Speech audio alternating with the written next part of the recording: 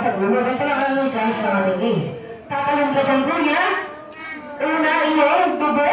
Ayan, tanggal dalawang ipin. Pag tatlong ipin na tanggal sa isang tibong para ba? Okay lang ba?